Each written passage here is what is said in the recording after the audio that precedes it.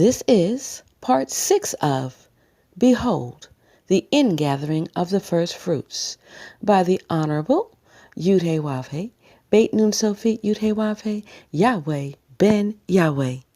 Welcome to International Headquarters for the nation of Yahweh, the nation of Israel, the tribe of Judah. It is here that we learn our true history, that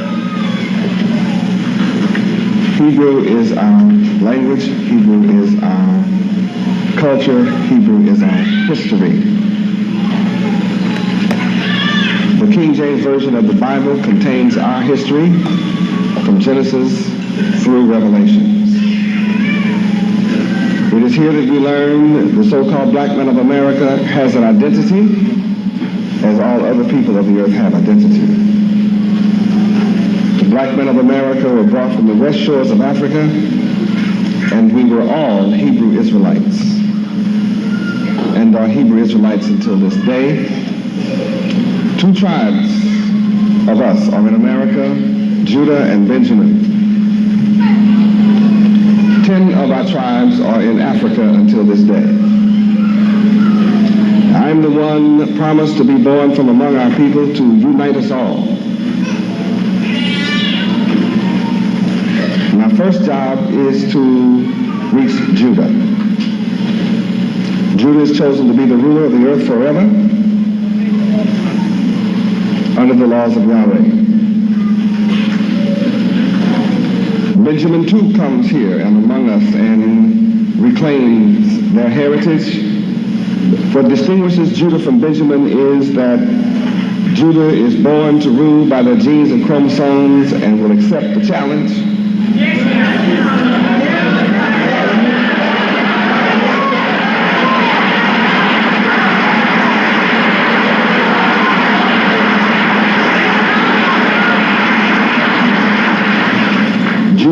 Judah is the one chosen to be the ruler, so it's in our genes and chromosomes to hear my voice and hear my call.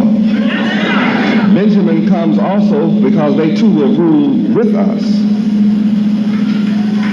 but they don't want the responsibility of rulership. And that's all right with the rest of us who accept the responsibility. That's what distinguishes us. And we're going to rule over all nations.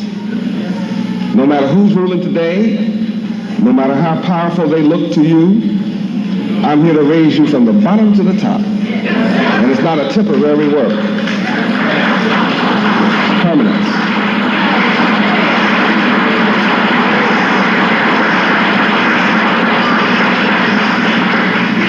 So when you see these so-called black men of America persecuted, treated evil these last 434 years, there is a reason. And the reason is not because other nations are more powerful than we. It is that we became weak when we turned from the laws of Yahweh. Whatever you see as a problem in the so-called black community of America, the reason for those problems is that our people have not accepted the laws of Yahweh to live by. We that are accepting the laws of Yahweh, beginning to live by them, we are blessed. And the world has to admit that we are blessed. We are becoming all of those things that our people can be proud of. Regardless of what my enemies may say against me or around me, I'm still accomplishing a miraculous work in founding the nation of Yahweh. How do you know when one is a member of the nation of Yahweh, a part of the nation of Yahweh? It certainly is not because one wears white.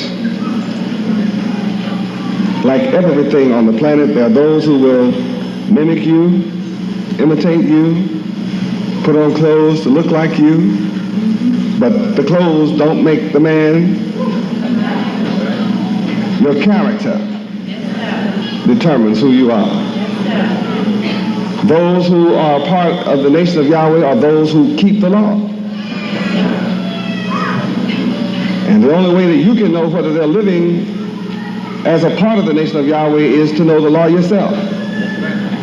And then you can see clearly who is real and who is phony. I let both come, but one day I'll finish separating the two.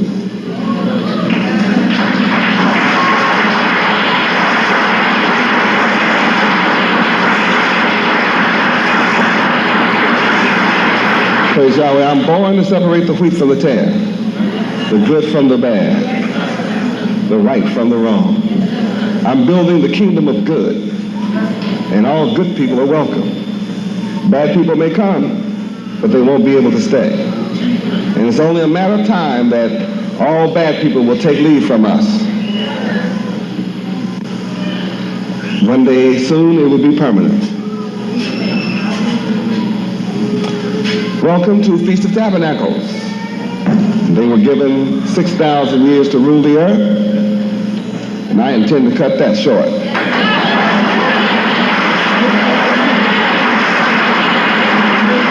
Praise God.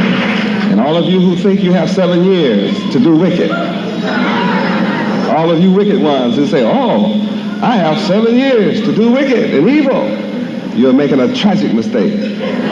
You will be just like the people in the days of Noah, who had taught them for 120 years that the flood was coming, and they didn't believe it. When it finally came, they didn't believe it, because they said, so it's raining. Always rains, but it always stops. No big deal. But see, when Yahweh told Noah to go in the day before and close up the ark, everybody laughed because there was not a cloud in sight. When the river wasn't a lake, wasn't an ocean in sight.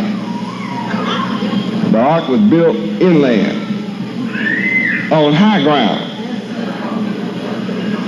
So you know everybody laughed. Look at that fool building an ark.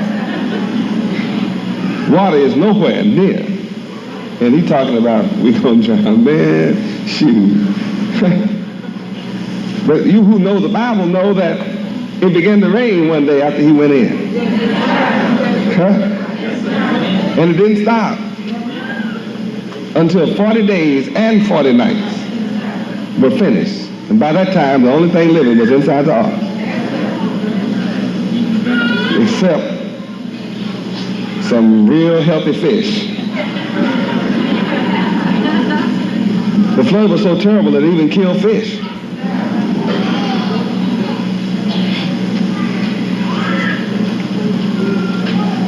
I'm here to warn you that as it was in the days of Noah, so shall it be in this day. Matthew 24.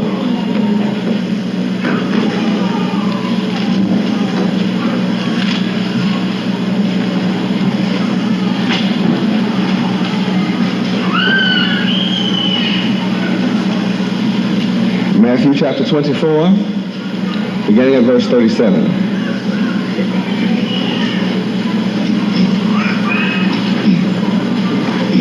Let us read. But as the days of Noah were, so shall also the coming of the Son of Man be. For as in the days that were before the flood, they were eating and drinking, marrying and giving in marriage, until the day that Noah entered into the ark. Read on. And knew not until the flood came and took them all away. So shall also the coming of the Son of Man be. Praise Yahweh. Now that means people today will be like people were then. We just read how people were. They were partying. They're all going to parties, eating, drinking till they were drunk, having plenty of sex, free sex, marriage sex, every kind of sex. It was right here. Drinking, eating, marrying, giving in marriage, partying, doing wicked. Right up until the day that Noah entered the ark. And when the Son of Man comes, I am the Son of Man, you know. I hope you can see that I'm a man. See, people today have the same problem with me being the Son of Man that people had with Noah being the Son of God or a messenger of God or a prophet of God or servant of God. I mean, they had a problem with him. Or they would have listened. The fact that they did not listen did not stop him from being a servant. And because people today do not listen to me, will not stop me from being the Son of Yahweh. It's all a matter of who believes in good, who believes in the Creator, who believes that the Creator has power, and who rejects that the Creator has power. Some will say, well, I don't know you.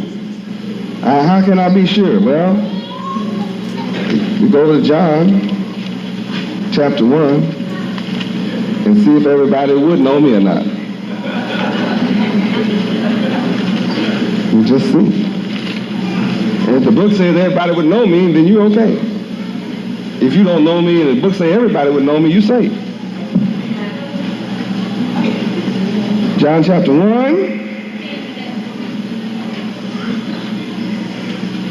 verse 10.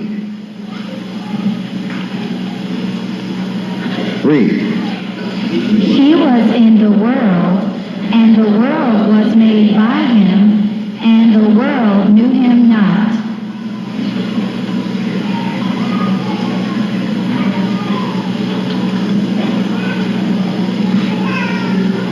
Here I am, the Son of Man. I made the world. You're looking at the man that made the world. I made the whole world. I did.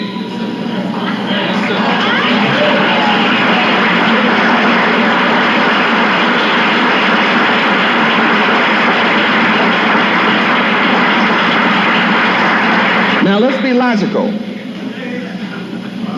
If your wicked mind tells you that I could not possibly have made the world because I was born into the world, then you had to give up the man 1900 years ago, long ago. Because until my coming, you say you believe somebody 1900 years ago was born as a son of God. What do you want to do? Say he can't do it twice? You want to say God can't do it twice? Let's be logical. You say you believe the man 1900 years ago was the Son of God. He was born. You believe it today and you weren't there.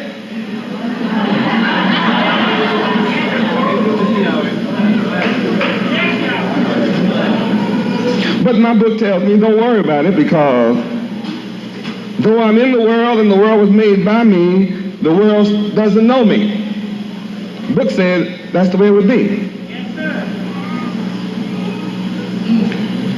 And then read the next verse, 11. Read. He came unto his own, and his own received him not. I come to my own people. That's my whole purpose for coming to the world, is to come to you. But my own people refuse to receive me as a people, as a whole. Though I'm in the world, made the world,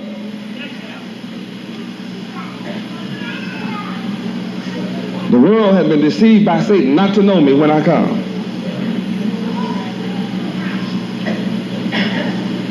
Now, if people told you he's coming back, he's coming back,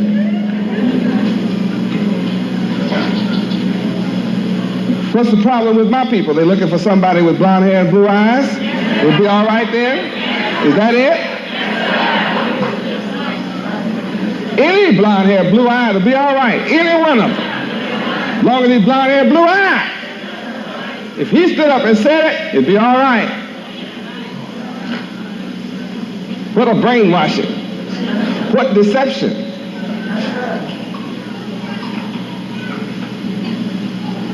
I challenge you to go to your library. I challenge you to go to a book publishing company. I challenge you to go. I want you to go to a Christian bookstore and pull out all the different Bibles published by different companies. Make sure you get a Bible published by a different company. And then compare the pictures of the one they say is. And every picture's different. Every one of them look different.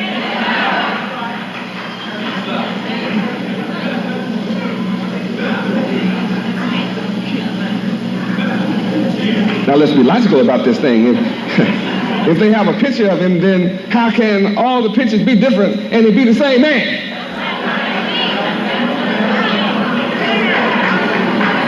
I'm talking to logical people. You who are illogical, I don't care what you think anyway, because you're impossible.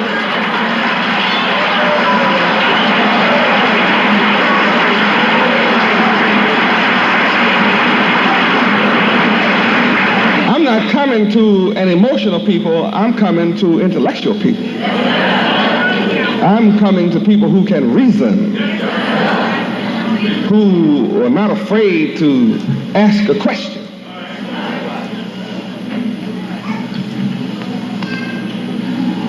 Some of my people have had trouble when I say, Yahweh is great, good, terrible, and black. He's almighty. People have trouble with that. But if I came and said he's great, good, terrible, and white, everything would have been all right. Because you already know white folk are terrible.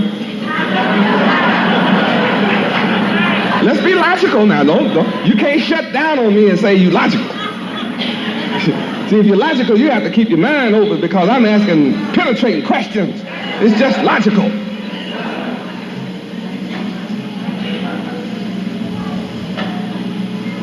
Now, here's the logical response, you see.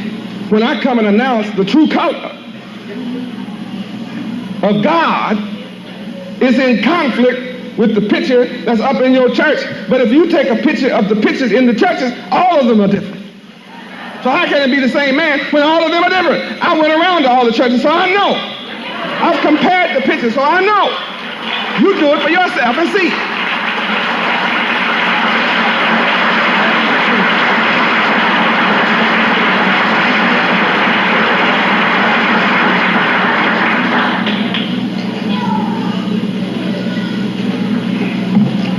What's wrong with you, Yahweh Ben Yahweh? You believe in black supremacy? Let's be logical. What's wrong with you? You believe in white supremacy?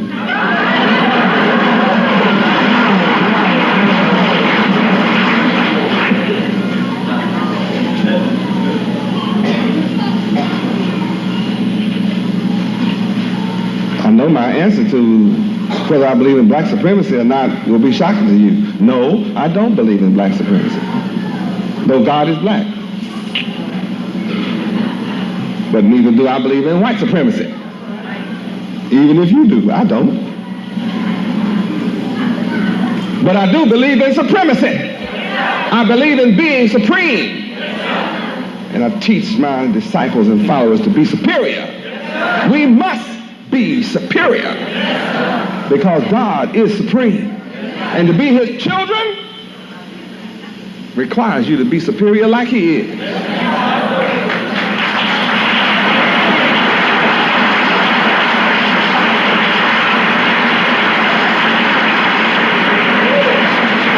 Matthew 5:48.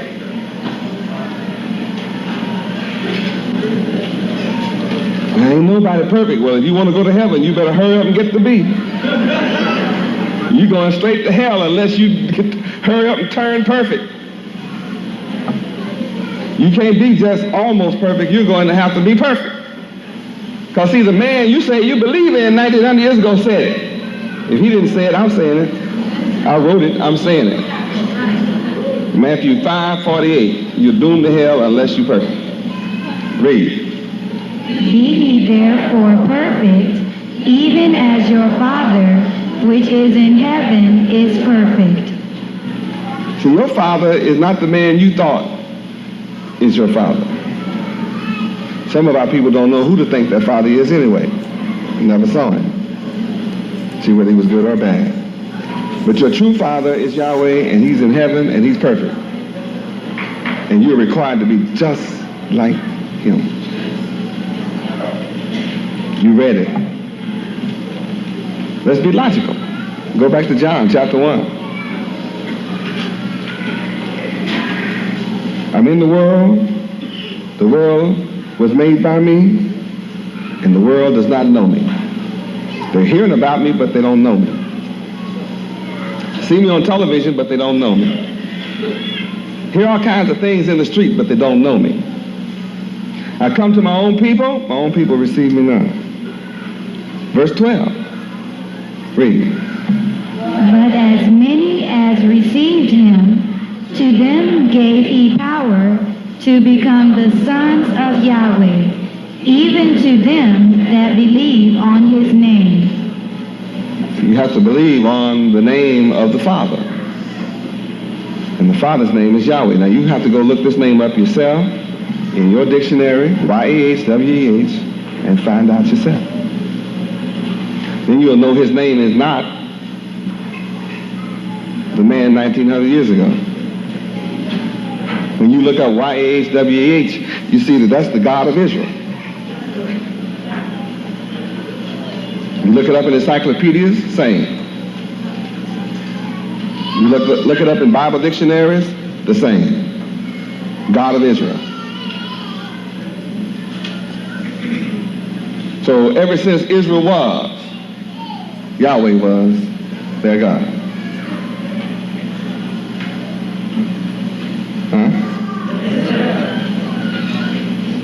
Now when Moses came, he said he came in the name of the God of Abraham, Isaac, and Jacob. Exodus 6, 3. Exodus 6, 3. So don't tell me about somebody 1900 years ago. I appeared to Abraham. And I appeared to Isaac. And I came in the flesh and appeared to Jacob. All three. I did. So this is before the time of 1900 years ago. Let's be logical and deal with this. Yahweh existed and made appearances before anybody 1900 years ago. Read. And I appeared unto Abraham, unto Isaac, and unto Jacob by the name of Yahweh Almighty, but by my name Jehovah was I not known to them. Aha! So you can hang up that Jehovah Witness business. Abraham, Isaac, and Jacob didn't know no Jehovah. In fact, no God by the name of Jehovah exists. The letter J did not come into existence until the last 600 years. Research books, go to the library and look it up yourself. The etymology says the letter J is less than 600 years old. So there's no Jesus or Jehovah. No John,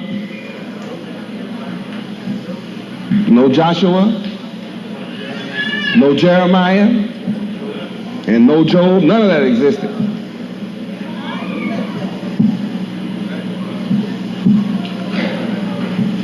You will go running back in history trying to find somebody named Jeremiah, Joshua, and Job. You'll be lost. John, you can't. They never did exist by those names. Letter just came into existence. The pronunciation just came into existence. Don't believe me, you have to do research. See, if you don't research this, then you'll just be all mixed up. I don't want you to believe me because I say it. Everything I say, challenge me. Let's be logical about this thing. You have to be a student to follow me. You can't be dumb and follow me.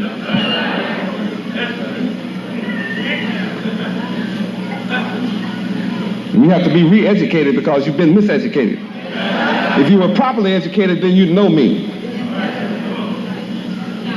Can you imagine your God come to you and you don't know what he looks like? Your Father comes to see you and bless you with life eternal and make you rich and prosperous and successful, set you free from all of your enemies, make you the ruler of the earth forever, and you don't know him when he comes. He comes with an inheritance for you, and you don't know him when he comes. But it takes an awful lot of love on the part of a father to help you to know him just so he can bless you.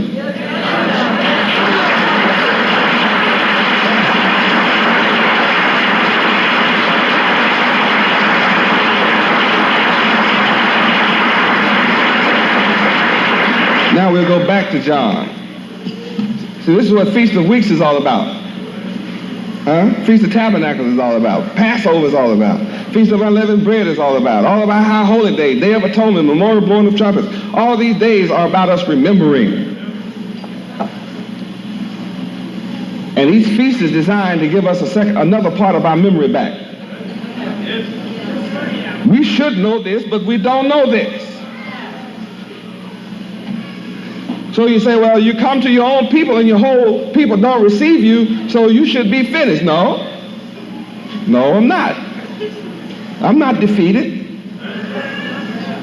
See, let me show you I'm not defeated. John 1:12. Let's read it again. Read. But as many as received him, to them gave he power to become the sons of Yahweh, even to them that believe on his name. All of you can become sons of Yahweh. You don't have to be jealous of me because I am.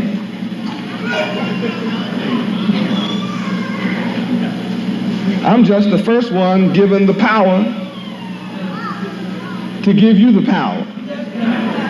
That's the way Yahweh does things. See, he's so powerful that he doesn't take an army of people. He doesn't need a university. He doesn't need a public school system. He doesn't need a university system in this country or any other country to get the whole world to bow to his will. All he needs is one man. That's how powerful he is. He's one, so he just sent one. So now it comes down to a simple test of, but as many. See, you get it? But as many as receive me. My whole people may not, but as many of my people that receive me. It is to you that receive me and believe on my name that I will give the power to become the sons of Yahweh.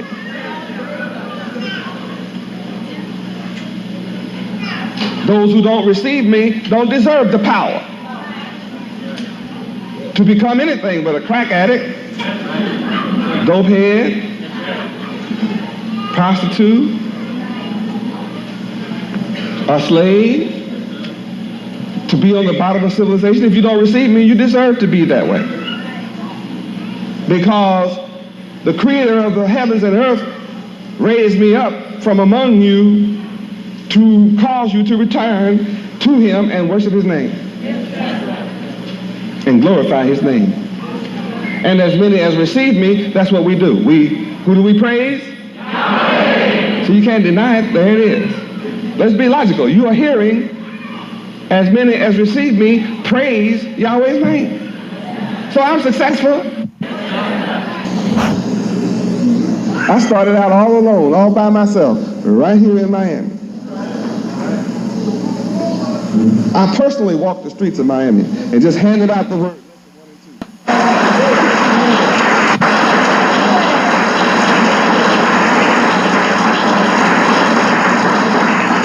I'm causing that to happen. That shows you how powerful I am. And I talked about the devil stronger then than I do now. I've been pretty cool lately.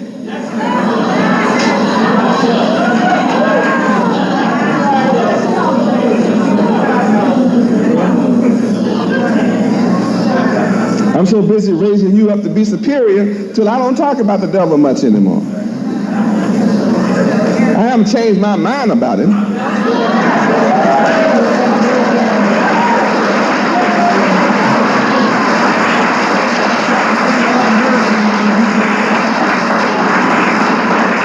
The only time I'll change my mind about the devil is when he stopped being one. When he stopped being wicked, I'll stop being upset with him. When the devil stops being evil, I'll stop being angry with him. Right now, I'm angry with the wicked every day. Who is the devil? White man? Hey, yeah. Yellow man, brown man, red man, and black man. All of y'all the devil that don't like God. Anybody that's against God is the devil. Look it up. Look up Satan in your dictionary. Let's reason together. Let's don't be emotional about it. Look it up in the dictionary. It says Satan by definition is one who is opposed to God. He's opposed to the will of God. That's what a devil is. So it doesn't matter what your skin color. If you don't like the laws of God, you're against him. If you don't like the laws of God, you're against him. That means you like the laws of man. You rather make a man your God.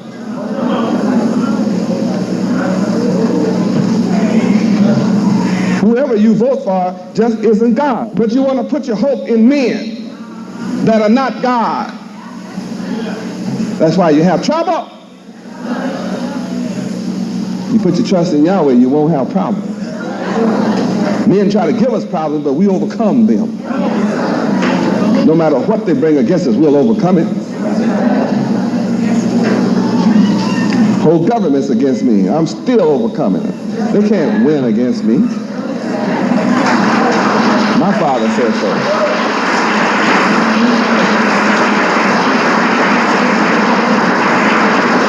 Praise Yahweh. Yahweh said he will contend with any man that contends with me and will consume anybody that messing with me. And I told you on West 57th Street, mess with me and I'll send Hugo on you. Send Hugo after you. And Donna and Iris and Shelley and Kelly and Terry and whoever.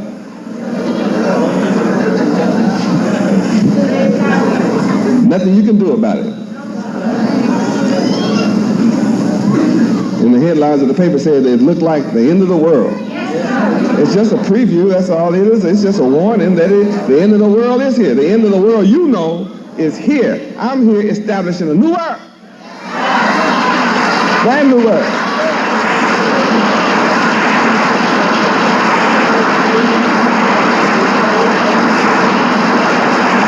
My name is Yahweh Ben Yahweh. That means I am God in the flesh as the Son. Now, if you're illogical, you say, what?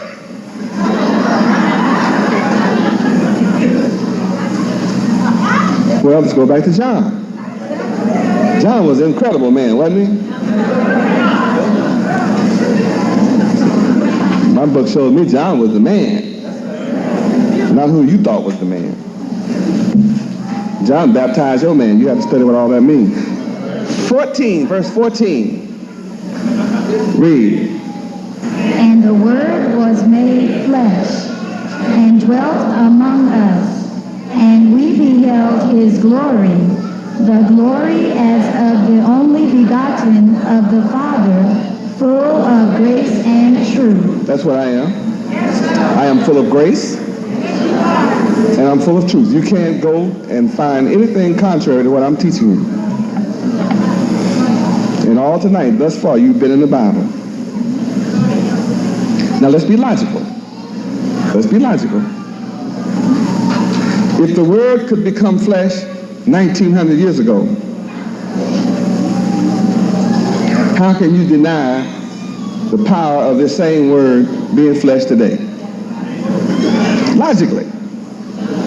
I'm not talking about your emotion. I know you're in an emotional trip right now. You're really suffering emotionally, but we're talking about intellectually, logically. How can you say that I can't be in the flesh today when you say someone did 1900 years ago and you haven't seen them yet? Got to be reasonable, man. You can see me, you can question me, you can trace down what I'm doing, you can check out my works against anybody 1900 years ago or any other time up until now. And I'm greater than everybody ever been, and ever will be, ever was, is, or ever will be.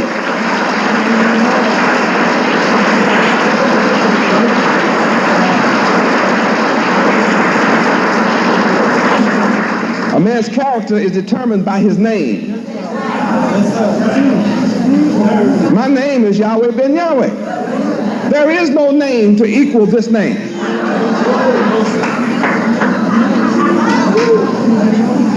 There's a lot of men running around with the name Jesus. They call him Jesus.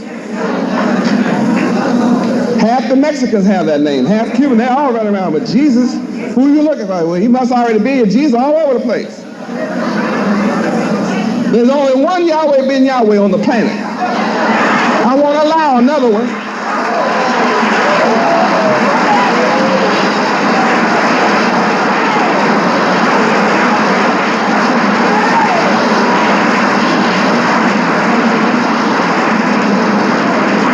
There'll never be another planet for one of us.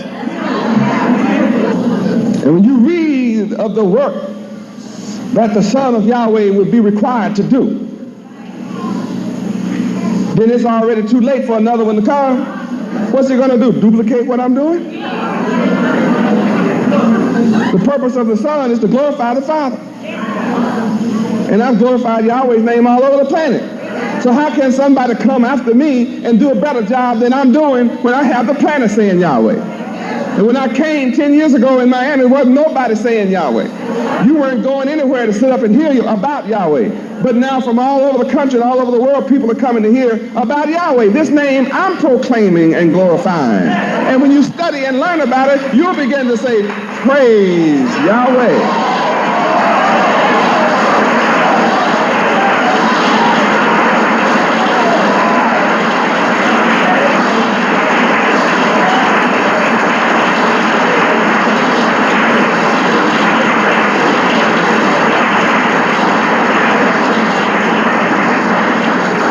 Can you imagine me on international TV?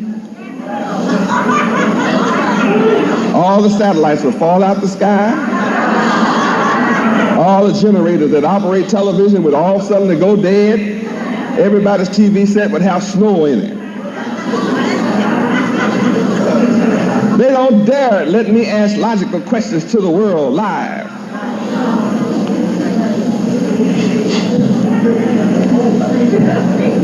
Because I'm full of grace and truth. And the enemy knows, my enemy knows that the truth will make you free. And though he does not want me to tell the truth, I'm still telling it. He doesn't want you to hear the truth, but you're still hearing it. And I'm getting the job done, and before I finish, the whole world will be full of the knowledge of Yahweh. Isaiah 45. Isaiah 11 now.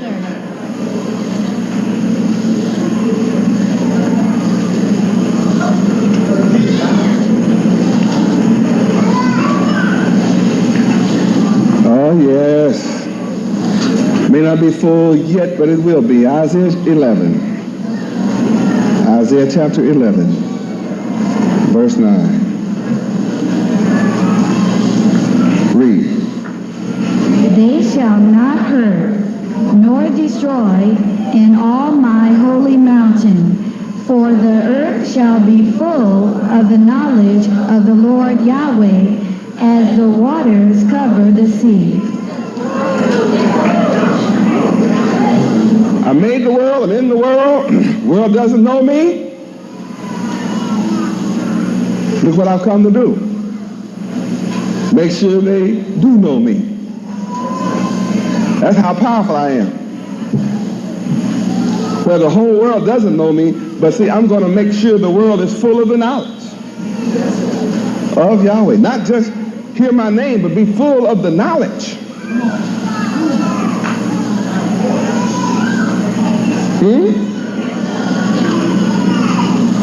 It makes me some kind of man. From one man right here in this city. That ought to tell you something. You look around at all this power. And we're all one, too. Oh, yes, we are. Those that receive me, we're one.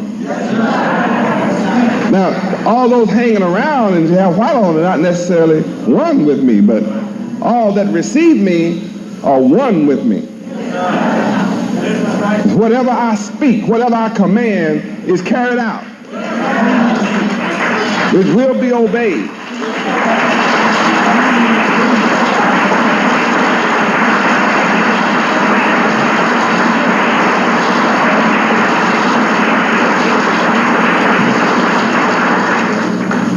You want proof? What's our motto? Our motto is one God, one mind, one love, and one action. We're all for one? And one for all. And we want for our brothers and sisters? What we want for ourselves. What about Sue? If I have a whole suit, you may have half of my whole suit. You may be seated. Praise Yahweh Ben Yahweh. See, I have power.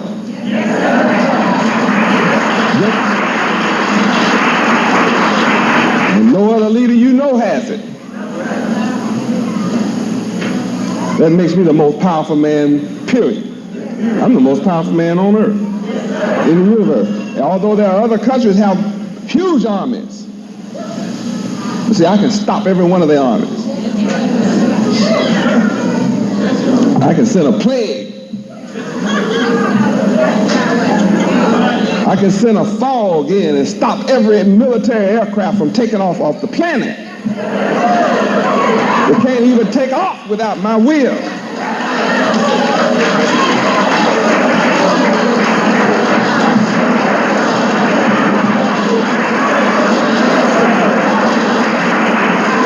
We're talking about God tonight. Don't tell me what God can't do. If your God can't do that, you better switch to Yahweh. But Yahweh does these things.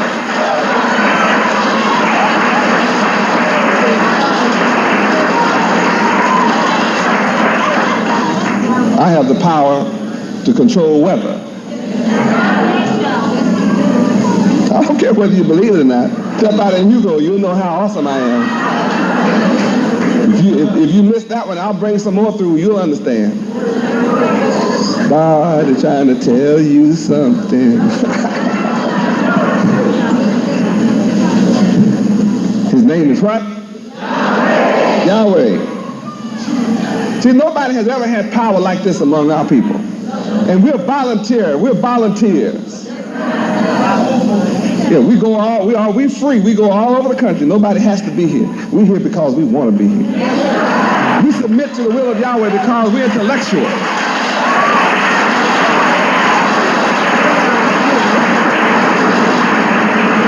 Praise Yahweh. You join all other religions out of emotionalism. But I don't want emotional people following me. I like for you to be emotional about what you believe in, but I go for intellectual people. I go for people who can reason. I go for the superior mind, the mind that doubts and questions everything and then comes to a conclusion and live with it.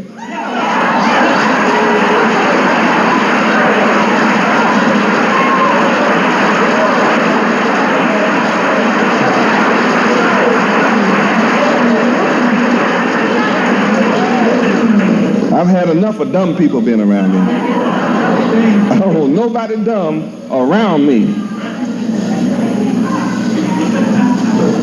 I want someone that when they give their tithes, they know what they're doing. They know why they're giving a tenth. They understand the blessing of the tenth. They understand the blessing that it is to give a tenth to the Creator, Yahweh. Oh, that's power. I know it. I said I won't stop until the whole world is full of the knowledge of Yahweh. John chapter 4.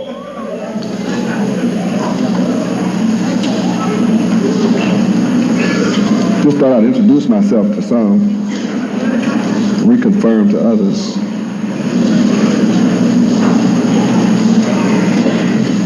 John chapter 4.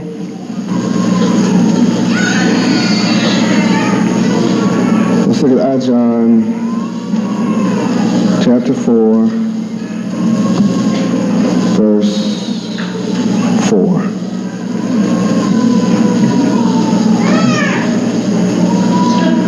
I'm here to let you know you are of God, Yahweh, little children. And you that have received me have overcome the wicked of the world.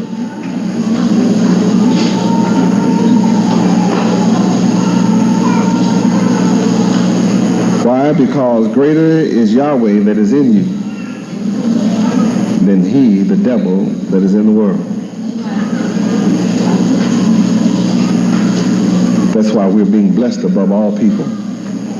Because Yahweh is greater in you than the devil is in the world.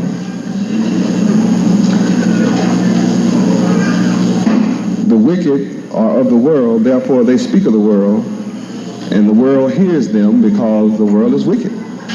That's in verse 5. But we that are followers of Yahweh are of Yahweh. And he that knows Yahweh knows us. He that is not of Yahweh will not hear us. Hereby know we the spirit of truth from the spirit of error.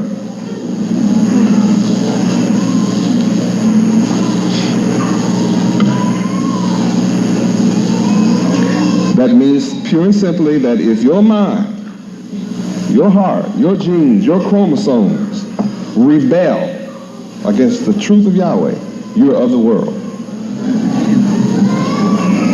And you're suffering from a spirit of error. But every one of you that received my message from Yahweh, then you are of the family of Yahweh. You, in fact, are the children of Yahweh. And that's what Feast of Tabernacles is all about. Calls us to remember that. Genesis 33:17.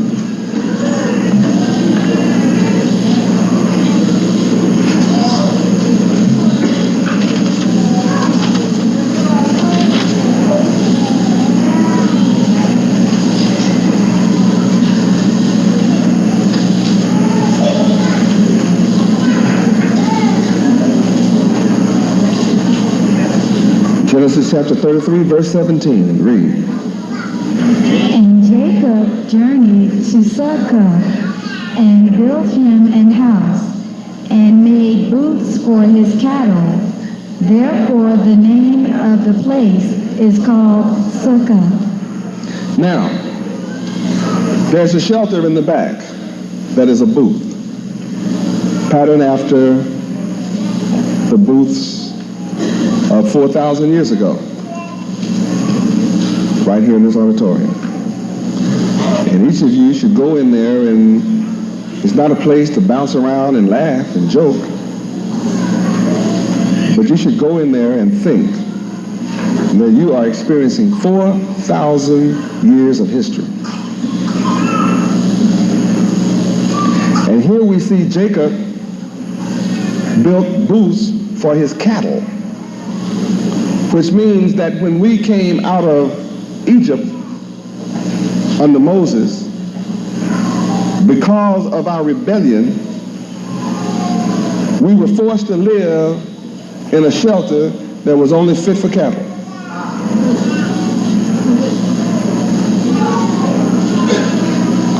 We were forced to live in shelters that was fit for beasts.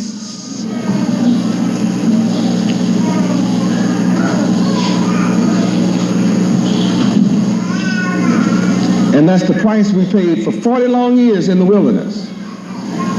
We had to live in booths that were only fit for animals. And wherever God's children are that have rebelled against him, you'll find them living in housing that is only fit for animals.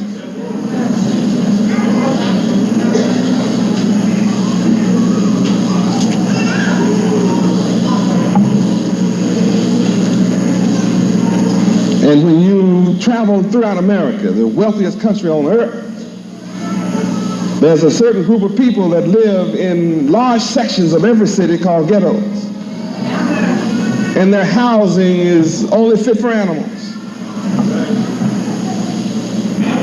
Some of the houses are more dirty than what an animal would tolerate. I've watched birds, the mother and father birds, fly into the nests where the babies are and pick up the droppings from the bird babies and fly off with it and drop it on the ground. They refuse to let that waste stay in the nest. We have God's children living in America who refuse to clean their house.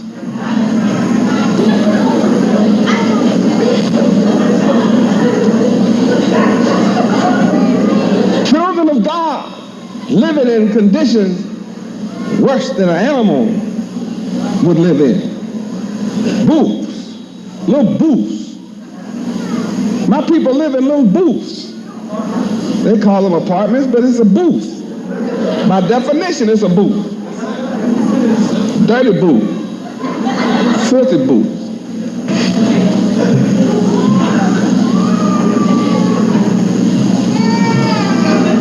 Booths fit for cattle. Some booths unfit for cattle.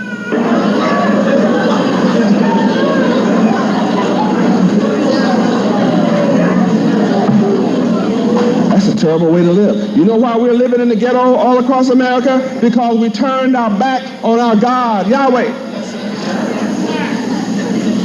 He said we would be cursed like this if we turned our back. That's what Feast of Tabernacles is all about. Remembering.